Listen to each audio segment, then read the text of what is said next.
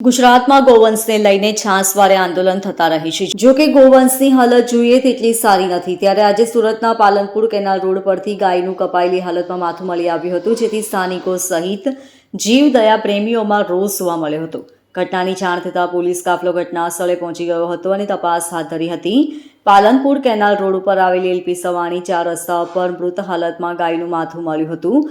ગાયનું માથું કપાયેલી હાલતમાં મળતા લોકોમાં રોષ જોવા મળ્યો હતો। તાત્કાલિક પોલીસને ઘટના સ્થળે બોલાવવામાં આવી હતી। બીજી તરફ જીવદયા પ્રેમીઓમાં ભારે રોષની લાગણી જન્મી હતી। સાથે જ માંગ કરવામાં આવી હતી કે ગુજરાતમાં ગાયની કતલ પર પ્રતિબંધ છે। ગાયને માતા માનવામાં આવે છે, ત્યારે તેની હત્યા કરનારને કડકમાં કડક સજા થવી જોઈએ। પોલીસ અને એફએસએલની ટીમે ઘટના સ્થળે પહોંચી તપાસ હાથ ધરી હતી। ત્યારે ડીસીપી રાજદીપસિંહ નકુમે કહ્યું કે કોઈક અજાણ્યા ટીખળખોલે આ પ્રકારનું કૃત્ય કર્યું હોય તેમ કહી શકાય છે। હાલ તમામ દિશાઓમાં તપાસ હાથ ધરવામાં આવી છે। આરોપીઓને ઝડપી પાડવા માટેના ચક્રો ગતિમાન કર્યા છે। બાવચંદભાઈ ભરવાડ, મારું નામ બાવચંદભાઈ ભરવાડ।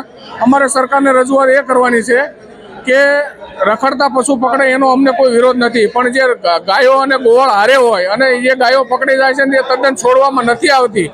નાના નાના વાછરું મોટા કરીને ગૌપાલકોએ મોટા કર્યા હોય અને જે ગાયોને ડબ્બાવાળા લઈ જાય દંડ ભરવા છતાં છોડવામાં નથી આવતી।